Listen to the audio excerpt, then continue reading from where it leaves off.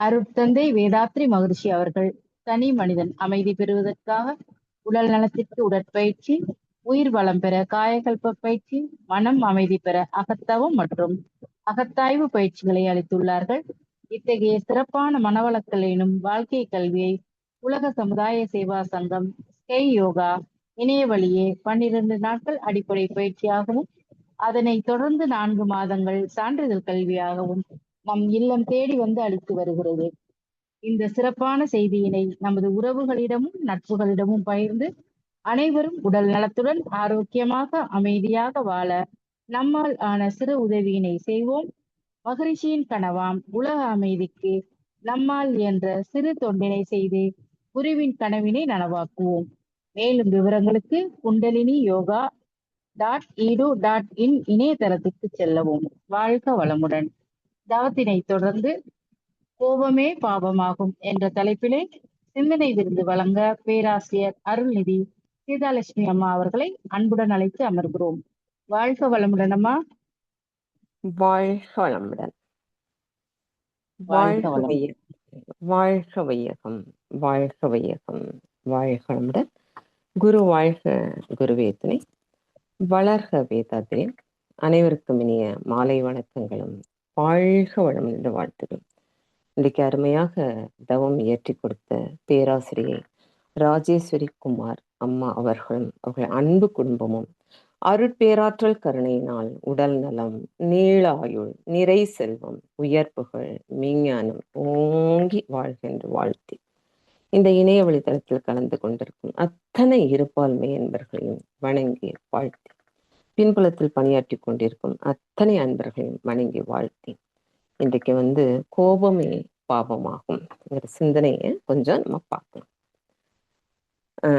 அம்பலவாணர் அறப்பளீஸ்வர சதகத்தில் என்ன சொல்றாருன்னா, இந்த கோபத்தை பத்தி சொல்றார். கோபமே பாவங்களுக்கெல்லாம் தாய் தந்தை அப்படிங்கிறார்.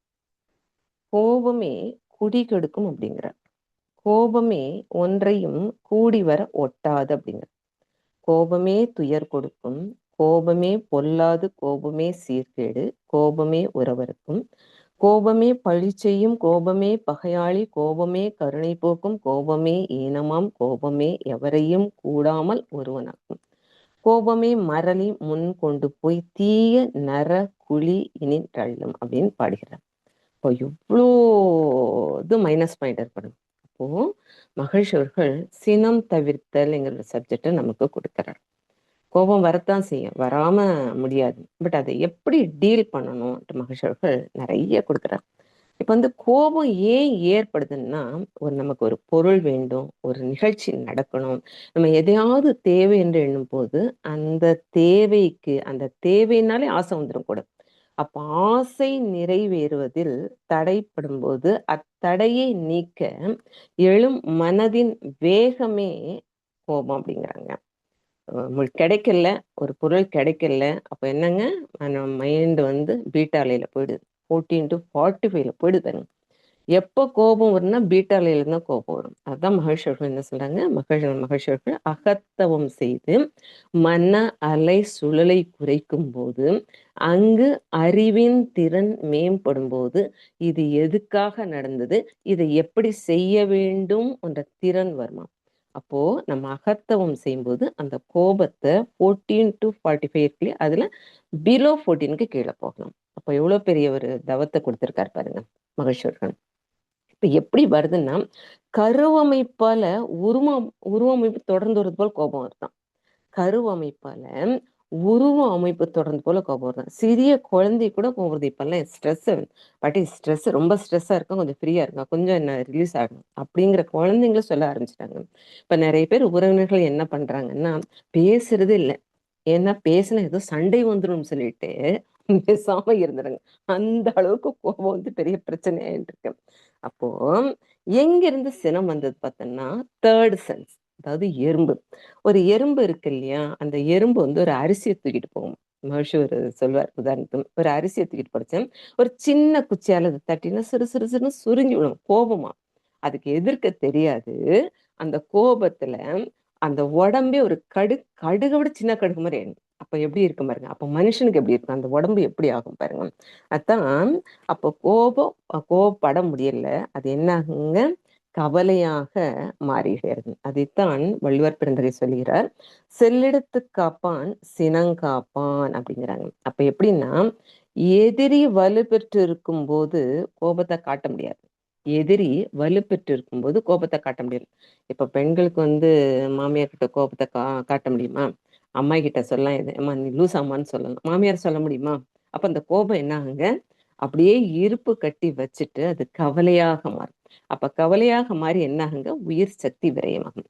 அதே மாதிரி அலுவலகத்துல பணி புரிகிறார்கள், அங்க மேனேஜர் கிட்டயோ பெரிய ஆபீசர்கிட்டயோ கோபத்தை காமிக்க முடியுமா? அவர் ஏதாவது சொல்வார், இதை ஏன் நீங்க செய்யல அப்படின்னு சொல்றச்சு, அதாவது ஜூனியர் கிட்ட காமிக்கலாம், பியூனு நம்ம கீழே இருக்கிற கிளரிக்கல் போஸ்ட் உள்ளவங்களை காமிக்கலாம், பட் மேலதிகாரி கிட்ட காமிக்க முடியாது.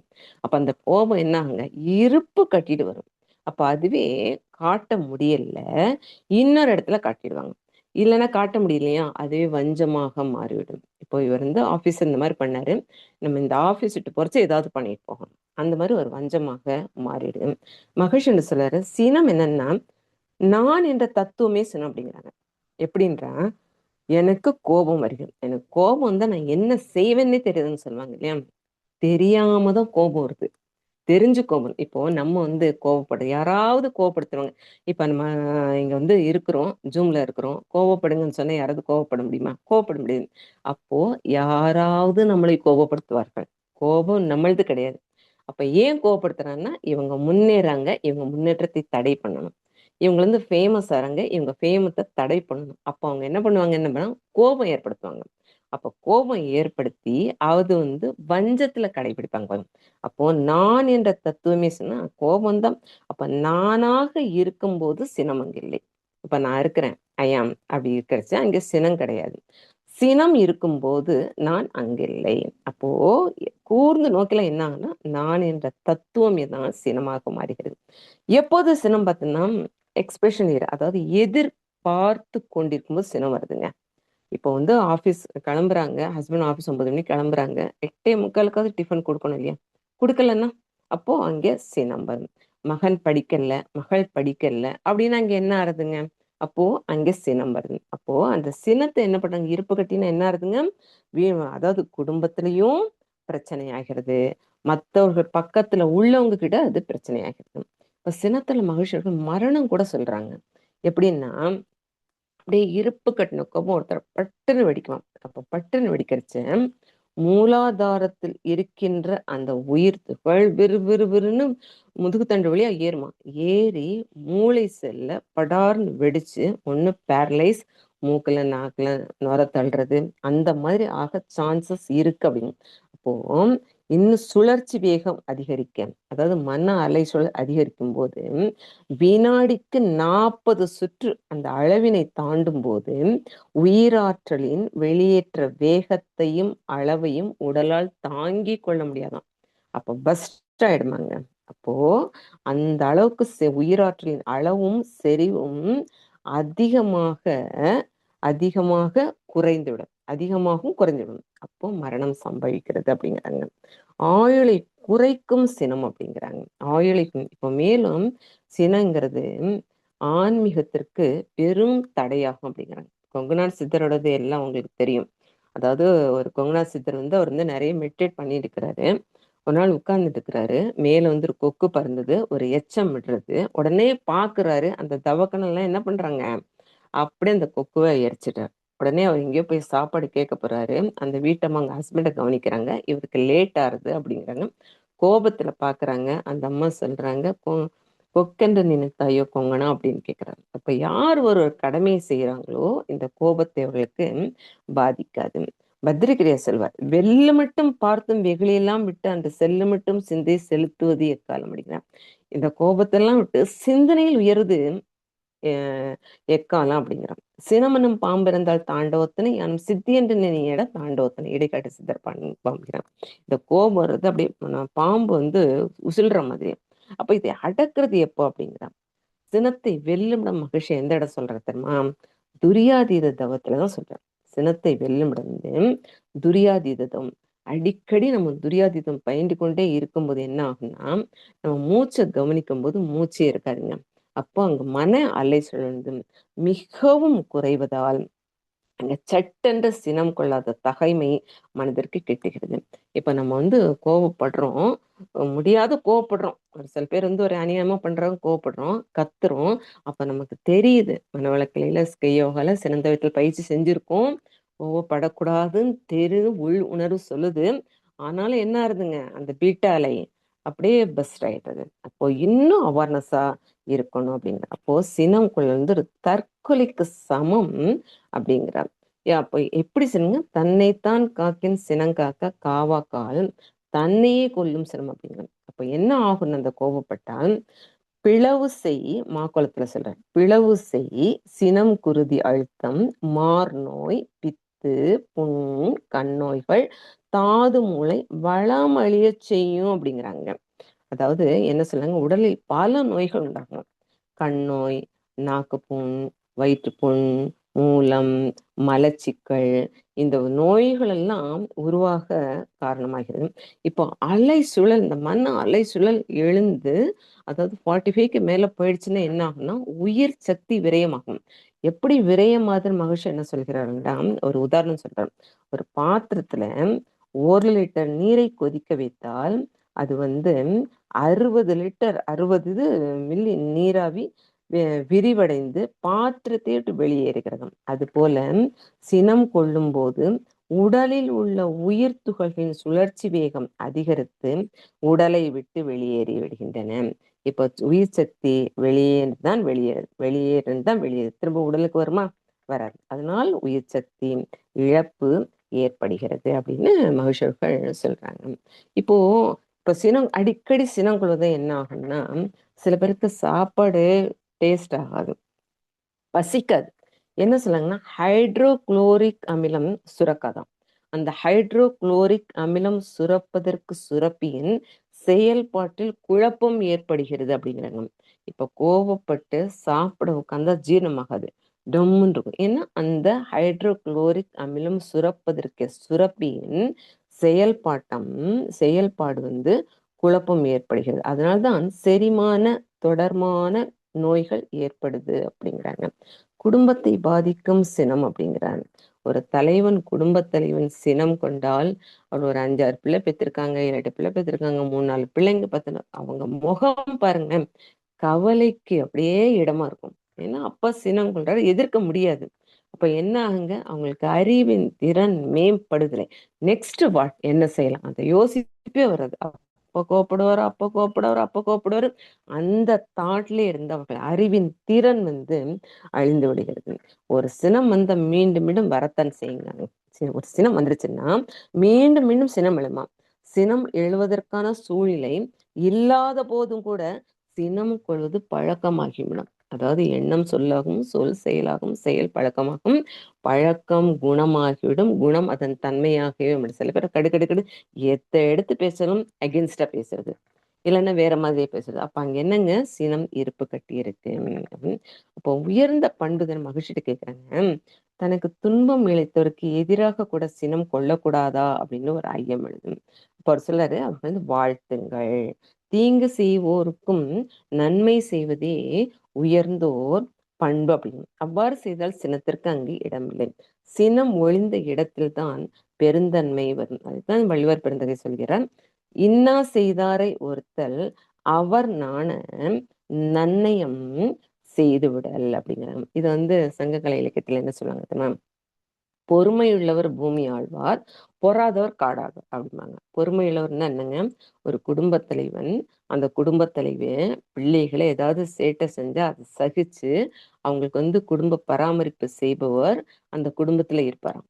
அவங்களுக்கு முடியல, இது சமாளிக்க முடியல, என்ன பண்ணுவாங்க, காடாழ்வாராம். அதைத்தான் சொல்லுவாங்க, பொறுமையுள்ளவர் பூமி ஆழ்வார், பொறாதவர் காடாழ்வார்.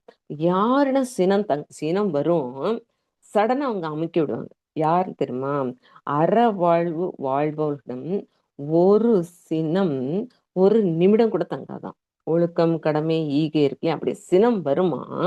ஒருத்தர் சினம் ஏற்படுத்தினால் தெரிஞ்சிடும், இவங்க சினத்தை ஏற்படுத்தி நம்ம இங்கிருந்து வெளியே போக அந்த இடத்துல விட்டு நகர்ந்துருவாங்க. நல்லவங்க நீங்க பாருங்களேன், ஒருத்தர் சினம் ஏற்படுத்தினா அந்த இடத்துட்டு நகரத்தான் செய்வாங்க. அப்போ அறவாழ்வு வாழ்பவரிடம் சினம் ஒரு நிமிடம் கூட தங்காது. மேலும் மகிழ்ச்சியர்கள் சினம் ஒரு சங்கிலி அப்படிங்கிறார். சினம் ஒரு சங்கிலி. அதாவது எடுத்துக்காட்டாக ஒரு அதிகாரி வீட்டு குழந்தை அதன் தாயார் டிஃபன் பண்ணி கொடுக்குறாங்க. காலையில பண்ணணும், பண்ண முடியல. அந்த காலை பிடிச்சிட்டு அந்த குழந்தை அழுது. அப்ப என்ன பண்றாங்கன்னா, அவங்க தங்க குழந்தைய அடிக்க முடியுமா? அவங்க ஹஸ்பண்ட் கிட்ட எரிந்து விழுகிறாங்க. அவர் என்ன பண்ணுவாரு, இப்போ கோபம் டிரான்ஸ்ஃபர் ஆயிடுச்சு. குடும்பத்தினோட கோபம் குடும்ப தலைவனுக்கு போயிடுச்சு. உடனே அவர் ஆபீஸ்க்கு போறாரு. ஆபீஸ்க்கு போன உடனே அவர்கிட்ட ஜூனியர் இருக்கு இல்லையா, அவர்கிட்ட காமிப்பார் கோபம். அவர்கிட்ட காமிக்கிறார். அவர்கிட்ட காமிச்சோன்னா ஜூனியர் என்ன பண்ணுவாரு, மேலாளர்கிட்ட காமிக்க முடியாது. அவர் என்ன பண்ணுவாரு, அந்த கோபத்தை இருப்பு கட்டிக்கிட்டு வீட்டுக்கு போனா அவங்க வீட்டம்மா கிட்ட காமிப்பாங்க. அந்த வீட்டம்மா என்ன பண்ணுவாங்க, தன்னோட குழந்தைகிட்ட காமிப்பாங்க. அப்போ எங்க இருந்து ஆரம்பித்தது, எங்க முடிந்தது. அப்போ சினம் ஒரு சங்கிலி அப்படிங்கிறாங்க. அப்போ அதிக கேடுகளை விளைவிக்கும் அப்படிங்கிறாங்க. எதிர் சினம் ஒண்ணு உண்டு. அதாவது ஒரு சட்டென்று சினம் பயப்படாதவர் என்றாலும் அடுத்தவருடைய சினம் இவரை தூண்டிவிடக் கூடும் அப்படிங்கிறாங்க. ஒரு அகேன்ஸ்டா 2 பேர் இருக்காங்க. ஒருத்தர் அகேன்ஸ்டா இருக்காங்க. ஒருத்தர் அவங்க அகேன்ஸ்டா இருக்காங்கன்னு தெரிஞ்சு பேசாம இருப்பாங்க. இன்னொருத்தங்க என்ன பண்ணுவாங்க, தன்னால தான் முடியல, இவங்களாவது பண்ணட்டும் அப்படின்னு தூண்டி விட்டுடுவாங்க. அப்போ அது எதிர் சினமாக மாறுகிறது. மகேஸ்வர் குடும்ப அமைதியில சொல்வாரு, ஹஸ்பண்ட் ஒய்ஃப் 2 கொக்கி போல தான். யார் அது லகுவாக விடுகிறார்களோ அவர்கள் தான் அறிவாளிகள் அப்படிங்கிறாங்க. இந்த குடும்ப அமைதியில சொல்வாரு, உணர்ச்சிகள் குடும்பத்தை நிர்வகிக்காது, அறிவுதான் குடும்பத்தை நிர்வகிக்கணும். அப்ப யார் இந்த கொக்கியை லூஸ் பண்றாங்களோ அவர்கள் தான் அறிவாளிகள் அப்படிங்கிறாங்க. மேலும் மனுஷர்கள் சினம் தான் நடிப்பு சினிமா ஆக்ஷன் பண்ணிடுங்க. அப்படியே ஒரு பிள்ளைய கை அடிச்சிடக்கூடாது, ஓங்குற மாதிரி பண்ணணும். அதே மாதிரி நம்ம மன அலை சுழல் ரொம்ப போகக்கூடாது. பீட்டாவில் கீழே இருக்கணும். ஏன்னா நம்ம மன அலைச்சல் கோவப்படும்போது நம்ம பாதிக்கிறோம். அதனால நடிப்பு சினமாக இருக்கட்டும் அப்படிங்கிறாங்க. மேலும் மகிழ்ச்சியவர்கள் இந்த சினம் தவிர்த்துக்கான பயிற்சி சொல்லுவாங்க. இது என்னன்னா, சினம் தவிர்த்தல் பயிற்சி எப்படி பண்ண சொல்றாருன்னா, துரிய தவத்துல இருக்கணும் அப்படிங்கிறாரு. துரிய தவத்துல இருந்து சினம் தவிர்த்த பயிற்சியை செய்தால் சினத்தை கொஞ்சம் நம்ம கையாளலாம் அப்படிங்கிறாங்க. அப்ப அந்த பட்டியல என்ன சொல்றாங்கன்னா, சினம் ஏற்படும் நபர்கள். அப்போ அங்க நல்ல 6 காலங்கள் போட சொல்றார். முதல் காலம் சினம் ஏற்படும் நபர்கள். அப்புறம் 2வது காலம் எனக்கும் அவருக்கும் என்ன தொடர்பு. 3வது காலத்துல சினம் எழ காரணம் என்ன. 4வது காலத்துல சினம் எழும் காரணத்தினால் எனது பொறுப்பு அப்படிங்கிறது. அப்புறம் முன் அனுபவம், முடிவு நீங்களாக மாத்திக்கோங்க அப்படின்னு. அப்ப சினம் ஏற்படும் நபர்கள் யாருன்னு பார்த்தோம்னா, நம்ம யார் கிட்ட கோவப்படுவோம், ரொம்ப உரிமை உள்ளவங்கிட்ட கோவப்படுவாங்க. அதாவது நமக்கு கிடைச்சது லைஃப் பார்ட்னர் தான், அவங்ககிட்ட தான் கோவப்படும். நீங்க நல்லா பாருங்களேன், ஒரு உறவினர்கள் ஒரு 10 பேர் எடுத்து பாருங்க, ஃப்ரெண்ட் சர்க்கிள் ஒரு 10 பேர் எடுத்துப்பாங்க. கணவன் மனைவி ஆப்போசிட் கேரக்டர் தான் நேச்சர் சேர்த்து வைக்கும்.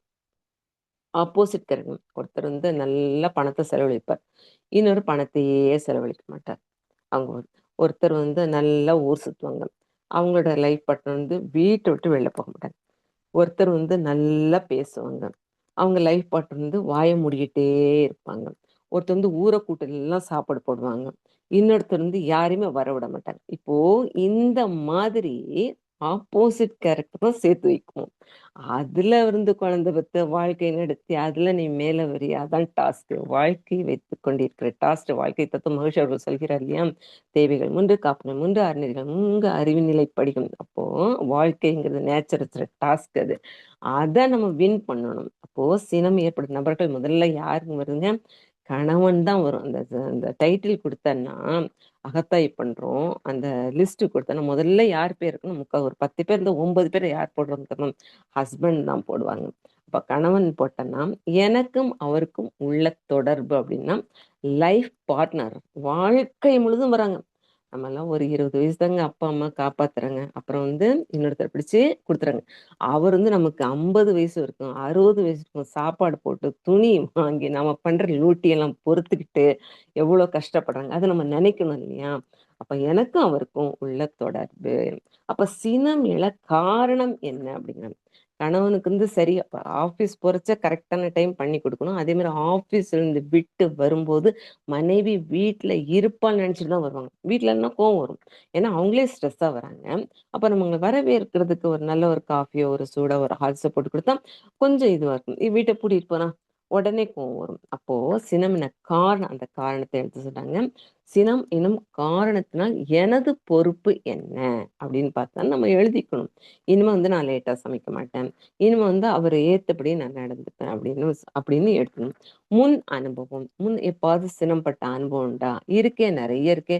தட்டத்துக்கு விசிலடிச்சிருக்கோம், கதவை டம்முன்னு மூடி இருக்கோம், பிள்ளைங்க மொத்து மொத்துன்னு மொத்திருக்கோம். அப்போ அந்த முன் அனுபவம் எழுதணும். இந்த 5 காலத்துல எத்தனை ரைட் வருதுன்னு பார்க்கணும். அதுக்கப்புறம் சங்கல்பம் போட்டுக்கணும்.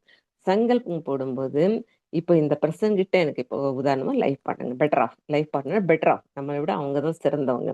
அப்போ அவங்க இப்போ ஒரு வாரம் வந்து நம்ம என்ன பண்ணணுமா, அவங்கள பார்க்கும் போதெல்லாம் வாழ்க வளம்னு சொல்லி அவர்கள் கோபம் ஏற்படுத்தும் போது நம்ம திருப்பி அகென்ஸ்டா காமிக்காம ரிவேஞ்ச் எடுக்காம அமைதியா இருக்கணுமா. அது ஒரு வாரமா, ஒரு வாரம் செஞ்சு பாருங்க அப்படிங்கிறது. அந்த ஒரு வாரம் செஞ்சு பார்க்கும்போது 8வது நாள் என்னங்க, ஒரேடியா கோபத்தை கொட்டிடுவோம். அப்ப மகேஸ்வரர்கள் என்ன சொல்றாங்க? தோல்வியை ஒத்துக்கொள்ளாதே. திருப்பியும் ட்ரை பண்ணேன். 1 வாரம் இல்ல, 2 வாரம் இல்ல, 3 வாரம் திருப்பியும் ட்ரை பண்ணேன். அப்போ ஒவ்வொரு நபரும் நம்ம எடுத்துக்கணும். இப்போ 3 வாரம் போயிடுச்சா ஓகே. அப்ப அதே பழக்கம் ஆயிடுங்க. என்ன வேணா சொல்லிட்டு போகட்டும், அவர் பாவம் கஷ்டப்படுறாரு, நம்ம வச்சு காப்பாத்துறாரு இல்லையா? அதனால அந்த பழக்கம் ஆயிடும். அப்போ அங்க வந்து அந்த இடத்த கொஞ்சம் வந்து சூழ்நிலை வந்து சுபிட்சமாக இருக்கும். பிள்ளைங்களும் நல்லா இருப்பாங்க. நெக்ஸ்ட் என்னன்னா, நம்ம நெக்ஸ்ட் யார்கிட்ட கோவப்படுவோம்? பிள்ளைங்கிட்ட கோவப்படுவோம். பிள்ளைங்கன்னா நம்மளோட இது தானே, ஜெராக்ஸ் தானே. இப்ப நாம நாம எப்படி நடந்துக்கிட்டோமோ அதான, அந்த புத்தி அந்த அறிவு தெரிஞ்சுக்கிட்டா நம்ம பிள்ளைங்கிட்ட கோவப்படவே மாட்டோம். பிள்ளைங்க படிக்கல, பிள்ளைங்க வேலைக்கு போகல, அப்ப நாம எப்படி இருந்தோம் அப்படின்னு அது நினைச்சா அப்போ கோபம் வருது. அப்போ எனக்கும் அவருக்கு என்ன உள்ள தொடர்புனா, என்னோட ஜெராக்ஸ் தான் குழந்தைகள். அப்ப நாம செஞ்சுதான் அவங்க செய்யறாங்க. நம்ம கோபப்பட்டு பிரயோஜனமே இல்லை. அப்ப சினம் எழ காரணமும் சொல்லிக்கணும். அப்புறம் சினம் எனும் காரணத்தினால் எனது பொறுப்பு. நான் இனிமே அவங்க கிட்ட கோவப்பட மாட்டேன், அவர்களை நல்வழி நடத்துவேன். முன் அனுபவம் போட்டு முத்து முத்துன்னு முத்திருப்போம் சில டைம். இனிமே அந்த மாதிரி பண்ண மாட்டேன் அப்படின்னு முடிவு சங்கல்பம் கொடுத்து வாழ்த்துக்கள் சொல்லணும் அப்படிங்கிறோம். நெக்ஸ்ட் பார்த்தோம்னா சர்வெண்ட். சர்வெண்ட் போட்டுக்கோம். இப்ப நம்ம வீட்டுல வேலைக்காரி இருக்காங்க, வேலை செய்யறாங்க, கரெக்டா 10 மணிக்கு பாத்திரம் வந்து துணி துவச்சு வீடு எல்லாம் பெருக்கி கொடுக்குறாங்க. நம்ம வீட்டுல கெஸ்ட் வராங்க. அப்பதான் சர்வெண்ட்டுங்களுக்கு அவங்க குலதெய்வத்துக்கு கூழ் ஊத்துவாங்க, அவங்க பொண்ணுக்கு உடம்பு சரியில்லாம போகும், இவங்க வந்து ஊருக்கு போயிருப்பாங்க, இவங்களுக்கு ஜுரம் வரும், ஏதாவது ரீசன் சொல்லி லீவ் போட்டுடுவாங்க. அப்ப மொத்த பாத்திரத்தையும் நாம தான் கழுவணும், மொத்ததும் நாம தான் கிளீன். அப்ப என்ன அங்க அங்க ஒரு ரணகலமாவே மாறும். அப்ப என்ன பண்ணுங்க, சர்வெண்ட் வரலையா அதையும் நாம் எதிர்கொள்ள பழகிக்கணும். ஒரு நாள் சர்வெண்ட் வரலையா பரவாயில்ல, எதிர்கொள்ள பழகிக்கணும். அப்ப எனக்கும் அவருக்கு என்ன உள்ள தொடர்புங்க, நான் எஜமானி, அவங்க வேலைக்காரங்க அப்படின்னு இல்லாம அவளும் ஒரு மனுஷி அப்படின்னு சொல்லிட்டு அந்த மனப்பான்மை இருந்தால் சினம் எழாது. எத்தனை வருஷமா நம்ம வீட்டுல வேலை செஞ்சிருக்காங்க, ஒரு நாள் தான் நான் போனா போகுது, அன்னைக்கு கொஞ்சம் சிம்பிளா முடிச்சுக்கோம் அப்படின்னு நினைச்சுக்கோங்க. நெக்ஸ்ட் பார்த்தா ஏத்த வீடு, பக்கத்து வீடு, மேல் வீடு. ஒண்ணும் இல்ல, பக்கத்து வீட்டுல பார்த்தோன்னா பக்கத்து வீட்டுல மரத்த தென்னன் வந்து தேங்காவோ மாங்காவோ இலையோ நம்ம வீட்டுல கிடக்கும், நாம தான் பெருக்கி குப்பை போடுவோம். அப்ப நம்ம என்ன பண்ணணும், அது வந்து எடுத்துப்போம். அவங்க வீட்டுல வந்து மரம் இருக்கு, நம்ம வீட்டுல வந்து பழம் கொடுக்குது அப்படின்னு நினைச்சிட்டு நம்ம பாசிட்டிவா நினைச்சா கோபம் வராது. அவங்க வீட்டுல மரம் இருக்கு, நம்ம வீட்டுல வந்து காய்க்குது பாருங்க, நம்ம வீட்டுல வந்து பழம் விடுது, அப்ப நம்ம யாருங்க, அந்த மரத்துக்கு நமக்கு தெரிஞ்சிருக்கு இவங்க நல்லவங்கன்னு அப்படின்னு நாம நினைச்சுக்கணும். அப்ப இந்த மாதிரி செய்து செய்து செய்து வரும்போது சினம் வந்து நமக்கு வந்து பொறுமையாகவே மாறிடும். மகிழ்ச்சி வாழ்க்கையில ஒண்ணு நடந்த விஷயம். அதாவது ஜான்வரி 18 1946 அவர் வந்து போஸ்டல் ஆடிட் வேலை பண்ணிட்டு இருந்தாங்க. போஸ்டல் ஆடிட் வேலை பண்ணிட்டு இருந்த போது இந்த ஃபினான்ஸ் டிபார்ட்மெண்ட் மேனேஜர் வந்து டெம்பரவரி லீவ் எடுத்துட்டு போயிட்டார்.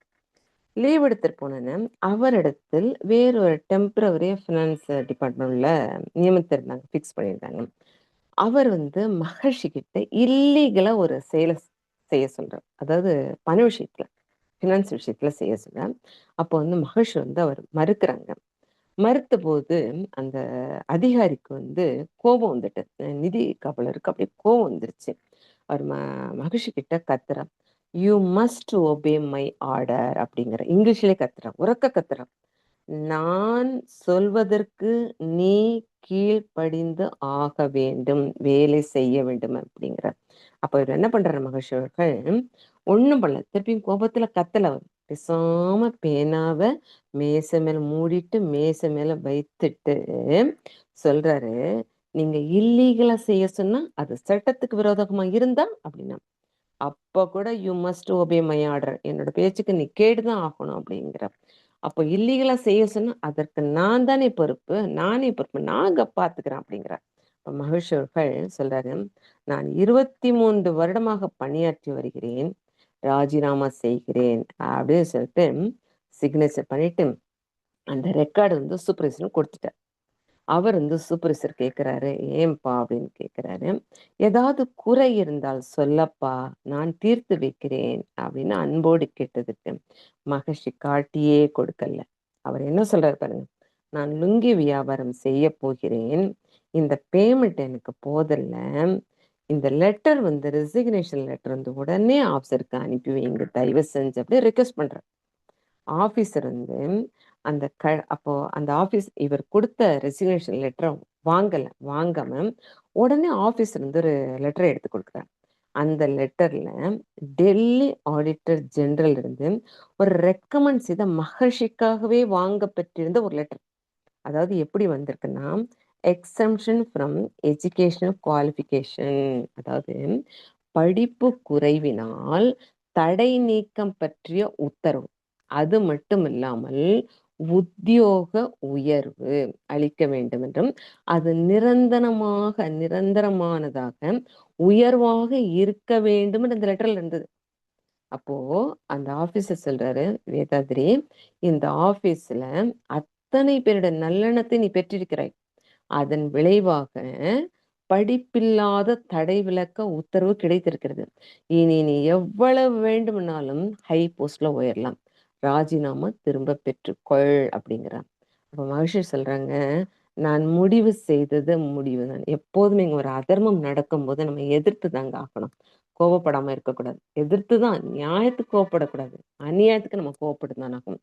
அப்ப ராஜினாமா சொல்றேன், அவர் சொல்ல, நான் முடிவே எடுத்து விட்டேன், மாற்ற முடியாது அப்படின்னு சொல்லிட்டு அவர் அப்போ ஆபீசர் சொல்றாரு,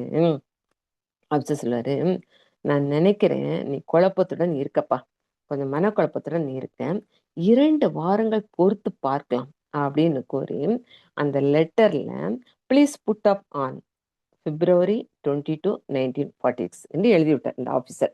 அதாவது 2 வாரம் கழிச்சு இதை சப்மிட் பண்ற மாதிரி எழுதிட்டார். அப்போ ஆபீசர் உள்ளவருக்கு அனைவருக்கும் இது தெரிஞ்சிடுச்சு.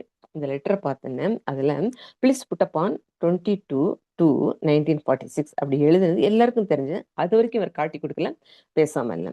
ஏன்னா அப்போ வந்து எல்லாரும் அவர் வந்து விசாரிச்சுட்டாங்க, ஏன் நீங்க வந்து விட்டுட்டு போறீங்க அப்படின்னு கேக்குறாங்க. அப்போ அப்போ இவர் சொல்றாரு, அப்பதான் இவர் உண்மையை சொல்றார், இந்த மாதிரி எனக்கு இல்லீகலா செய்ய சொன்னார், என்னோட மனசு ஒத்துக்கல அப்படின்னு. அப்ப வந்து அவங்க சொல்றாங்க, நாங்கள் வந்து துன்பத்தை தாங்கி கொண்டுதான் வேலை செய்கிறோம் அப்படிங்க. உடனே மகர்ஷி வந்து ஒரு ஒரு கோட்டை எழுதுறார், அறிவினால் சிருஷ்டி செய்த அதிகாரம் பிரயோகத்தின் நெறியினை உணராமாந்தர் நிர்வாகம் செய்யும் போது முறிவிலா முறை பழக்கி முன்விதி நினைத்து மக்கள் கரியிலா உணவை கொள்ளும் கருத்தொக்க வாழ்கின்றோரே அப்படிங்கிறார்.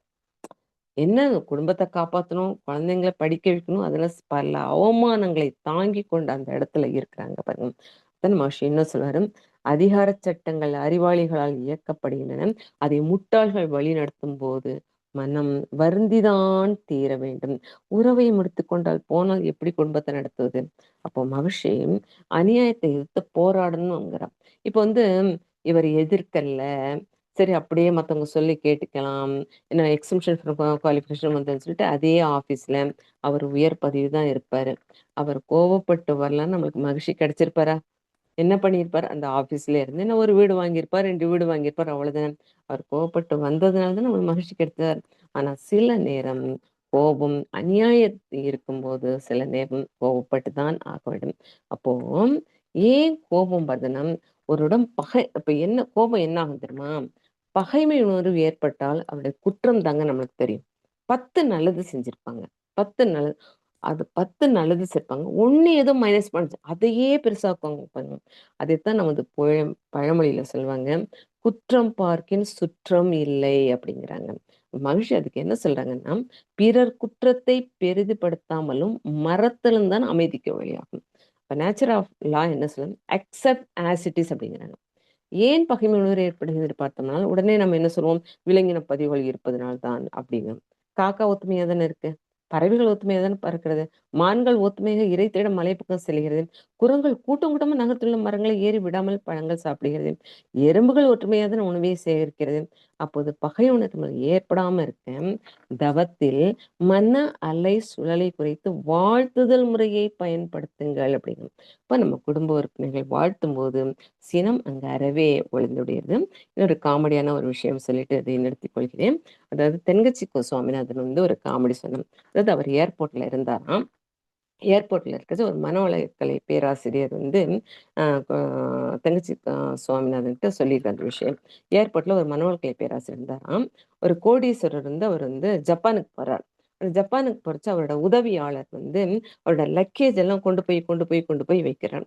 இந்த கோடீஸ்வரர் வந்து அந்த உதவியாளர் போட்டு திட்டுறாரு, என்னென்னமோ இன்சல்ட் பண்றாருன்னு.